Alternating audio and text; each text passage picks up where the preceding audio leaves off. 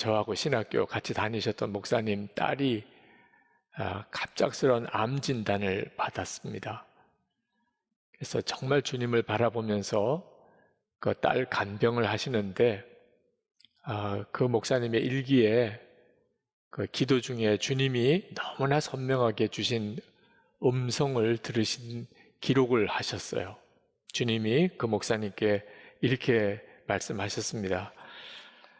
나만 생각하고 나만 바라보고 내게 모든 것을 맡기고 순종만 하여라. 그 주님의 음성을 듣고 목사님이 얼마나 감격스러운지, 이제는 정말 주님이 딸을 완전히 맡아주신다 하는 확신이 드셨대요. 두려움도 떠나고, 그리고 마음에 오히려 넘치는 기쁨이 있으셨노라고. 여러분 그렇지 않겠습니까? 암에 걸린 자의 심정, 또는 사랑하는 가족 중에 누군가가 암에 걸렸을 때, 또는 여러분이 파산해서 가진 건 아무것도 없고 빚만 잔뜩 지고 있는 그런 처지에서, 이런 인생의 절박한 상황에서 여러분이 주님께서 여러분에게 너무나 분명하게 나만 생각하고 나만 따르거라, 내게 모든 것을 다 맡기고 오직 순종만 하여라. 여러분이 만약에 그런 주님의 분명한 음성을 들었다면 저절로 아멘 하게 되지 않겠습니까? 정말 주님께 여러분의 염려, 걱정이 다 맡겨지는 그런 은혜를 누리지 않겠습니까? 주님이 주신 그 말씀이 얼마나 여러분에게 귀하게 여겨졌겠습니까?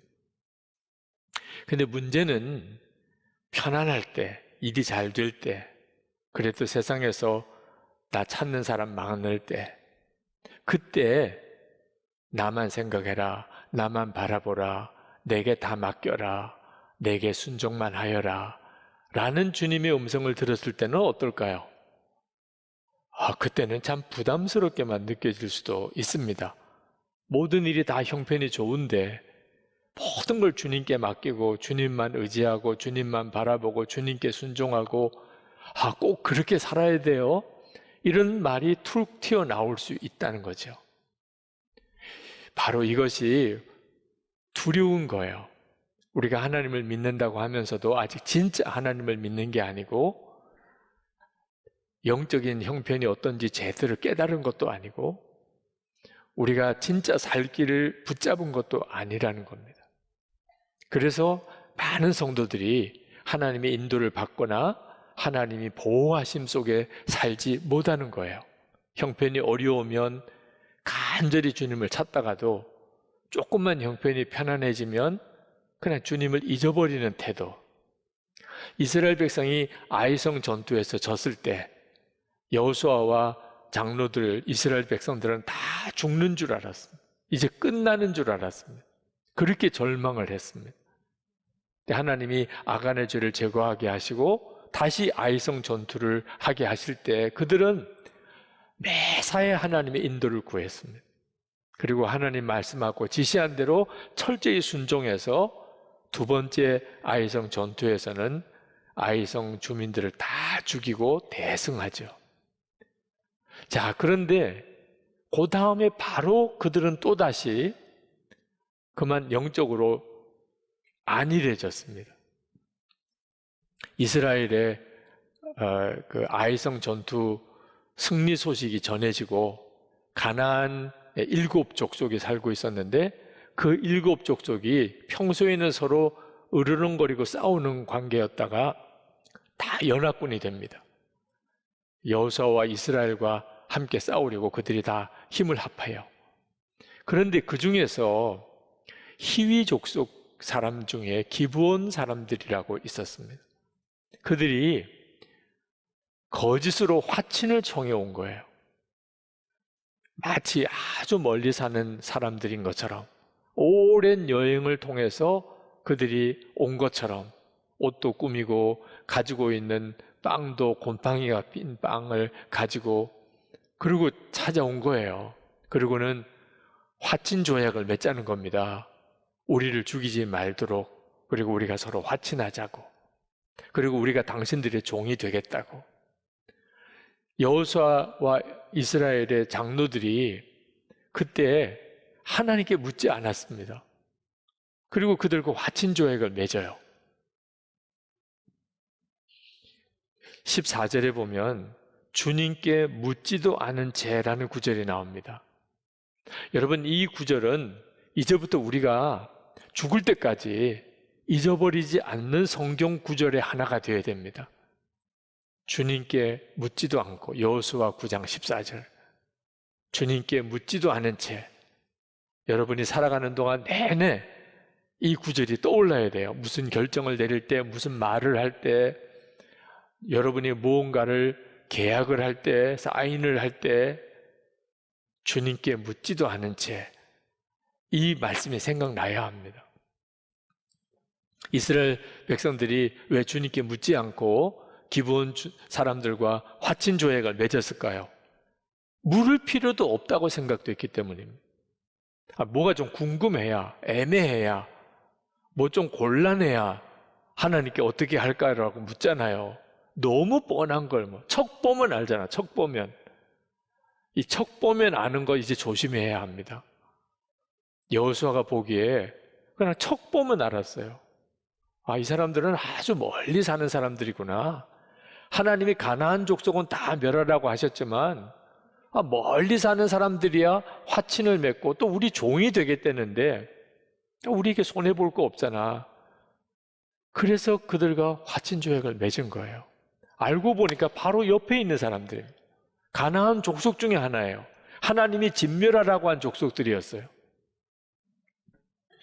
저는 주님께 묻지도 않은 채라는 이 구절이 이 설교를 준비하는 동안에 제 마음을 얼마나 무겁고 고통스럽게 했는지 모릅니다. 왜냐하면 저도 주님께 묻지 않은 채 말하고 행동하고 결정했던 일들이 너무나 많다는 생각이 들었기 때문입니다. 왜 내 삶은 이럴까? 왜 이런 답답함이 있을까? 이렇게 주님께 묻지 않고 결정하고 행동했던 일 때문이 바로 그 때문이구나. 여러분, 하나님께 묻지 않고 어떤 말을 하거나 결정하는 것이 세상 사람들에게는 죄가 될 수도 없어요. 그게 무슨 세상 법정에서 죄로 심판받을 일입니까? 하나님께 묻지 않고 결정했다고? 세상에서 윤리적으로 비난받을 일입니까? 누가 하나님께 묻지 않고 결정했다고 우리에게 뭐라고 할 사람이 있겠습니까? 그런데 하나님을 믿는 사람들에게는 죄라는 거예요. 여러분, 하나님이 여러분의 인생을 주관하시는 것을 진짜 믿습니까? 죽이고 살리는 권한이 하나님께 있음을 믿습니까? 세우고 패하는 권한이 하나님에게 있음을 믿습니까? 우리는 그걸 믿는 사람들이에요. 우리는 하나님을 믿는 사람들이에요. 그렇다면 모든 것을 다 하나님께 의논해야죠. 그게 마땅하죠. 하나님을 믿는 사람으로서는 당연히 그리해야죠. 그렇지 않는다면 그는 하나님을 무시한 거죠. 하나님의 하나님 되심, 하나님의 내 인생의 주님 되심을 내가 무시한 거죠. 어떻든지 내 마음대로 살아보고 싶고 내 하고 싶은 거 하고 싶고 매사에 하나님의 인도를 받고 매사를 하나님께 물어보고 그게 너무 싫은 거예요. 여러분, 이렇게 살면 하나님께 복 받을 생각은 말아야 합니다. 그 사람은 진짜 하나님을 믿는 사람 아닙니다. 이렇게 화친 조약을 맺어놓고 나니까 이 기브온 사람들이 거짓말했다는 게 드러났지만 이걸 물릴 수가 없는 거예요. 그래서 여호수아와 이스라엘 장로들이 그 화친 조약은 그냥 지키기로 결정을 합니다. 저는 이 말씀을 읽을 때 할 수 없는 일이잖아. 거짓말로 속아서 하긴 했지만 하나님의 이름으로 약속했으니 너는 속였으니 나도 속인다. 이렇게는 할 수 없는 거잖아, 하나님의 백성이. 그래서 이스라엘 백성들이 할 수 없이 기브온 사람들을 살려주고 그리고 화친 조약을 지켰다. 그런 정도로만 처음에는 이해했습니다. 그런데 말씀을 묵상하고 설교를 준비하는 동안에 그게 아니에요. 기브온 사람들의 일이 그 정도 문제가 아니에요.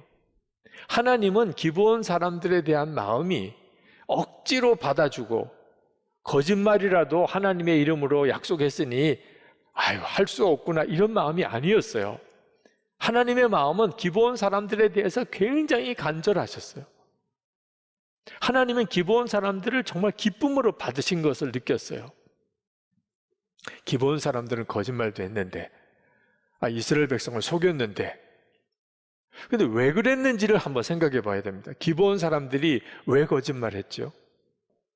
그들이 자기들이 하나님의 심판을 받을 것을 안 거예요.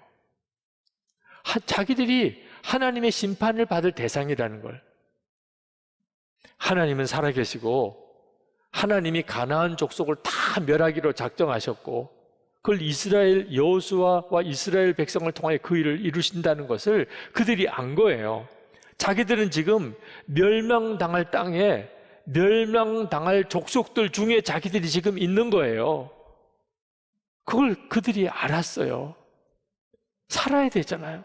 어떻든지 구원받아야 되잖아요. 그래서 그들이 자기들이 할 수 있는 길은 그거밖에 없었어요. 가나안 족속인 줄 알면 자기들은 죽어요. 그러니 그들은 거짓말을 해서라도 어떻든지 화친 조약을 맺어야 돼요. 그 다음에 그들을 죽일지 살릴지는 모르지만 그래도 그게 유일한 가능성이에요. 그 길밖에 없었던 거예요. 24절에 보면 자기들이 왜 거짓말했는지 이야기합니다. 우리가 그렇게 속일 수밖에 없었던 까닭은 주 하나님이 그의 종 모세에게 명하신 것이 참으로 사실임을 우리가 알았기 때문입니다. 하나님이 이 땅을 다 이스라엘 사람에게 주라고 명하셨고 이스라엘 사람이 보는 앞에서 이 땅에 사는 모든 사람을 다 죽이라고 명하셨다는 것을 우리가 들어서 알았습니다. 우리가 속임수를 쓸 수밖에 없었던 것은 우리가 이스라엘 사람 때문에 목숨을 잃을까 두려워하였기 때문입니다. 하나님께서 가나안 족속을 다 멸하라고 하신 것은 그 가나안 족속 사람들이 미워서 그런 게 아니었어요. 하나님이 여러 번 그들이 회개하게 하셨습니다. 그런데 그들은 철저하게 우상 숭배하면서 하나님이 싫어하는 일만 골라서 하고 더 이상 회개할 가능성이 없는 사람들이었어요. 그래서 하나님이 그들이 우상을 숭배하는 정말 완전히 마귀 노릇만 하는 가나안 족속을 다 멸하게 하신 거예요. 그런데 느비딤 사람만이, 기브온 사람만이 하나님을 믿은 거예요. 하나님의 말씀을 믿은 거예요.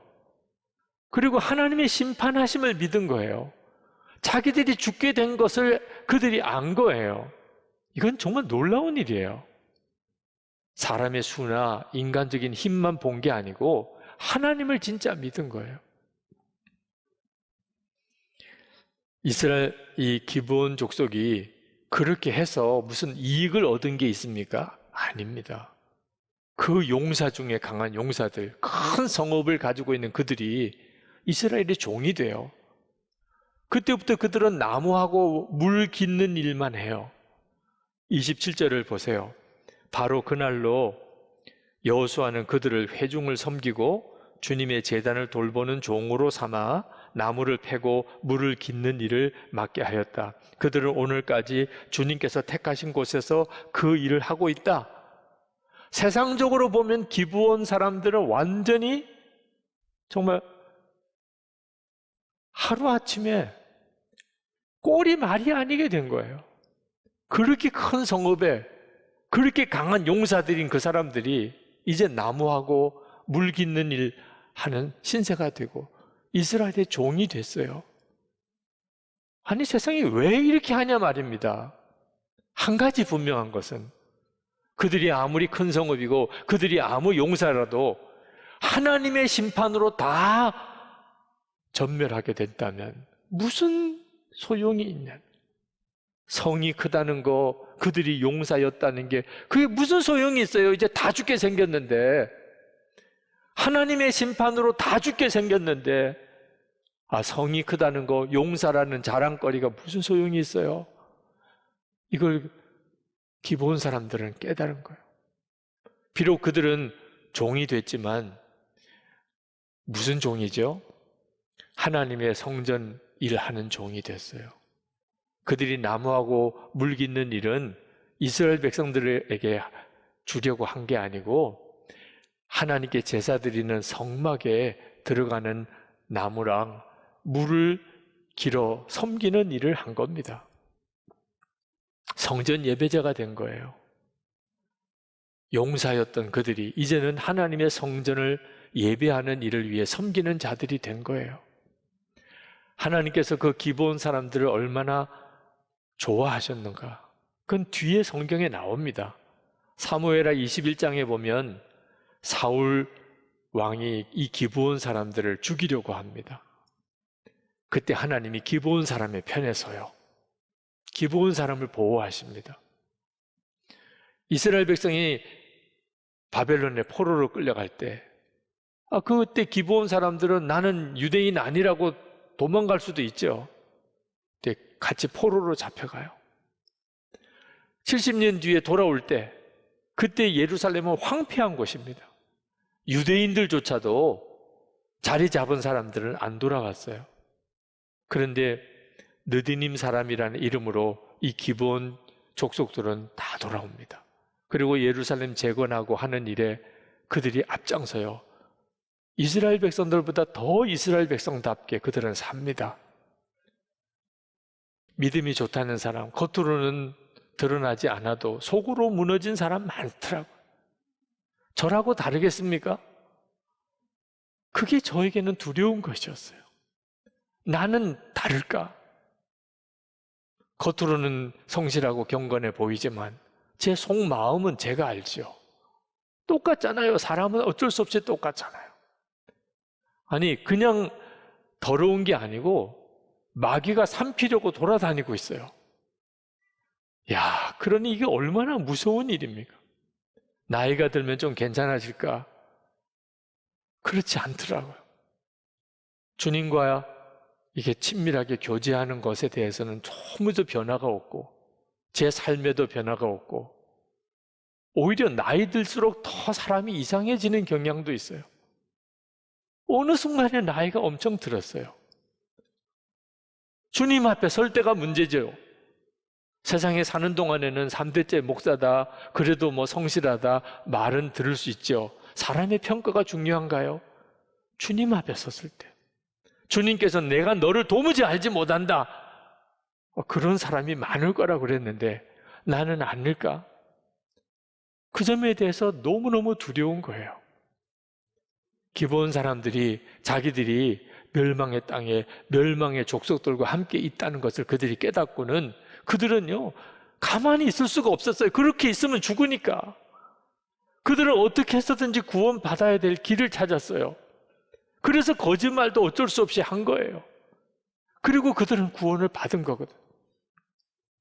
저는 도대체 어떻게 해야 내가 주님 앞에 섰을 때 엉터리 목사요, 그저 이름만 기독교인이 아닐 수 있을까? 그런 사람들이 주위에 너무 많으니까 이건 저에게 심각한 문제였어요. 그래서 제 마음의 갈망이 기브온 사람들의 갈망과 같았어요. 마귀가 우는 사자처럼 돌아다니는데 어떻게 살지요? 예수님이 나는 목자요 우리를 양이라고 하신 이유가 거기에 있구나.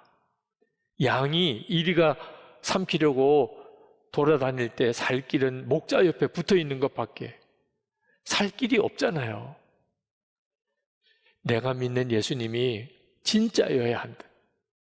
예수님이 내 마음에 계신 것이 이게 진짜여야 하는 거예요. 그렇지 않으면 저는요 그냥 한순간에 가짜 목사인 거예요. 주님 앞에 섰는데 주님이 너무 낯설어요. 그러면 끝난 거죠. 우리 주님 앞에 섰는데 주님이 너무 친밀해요.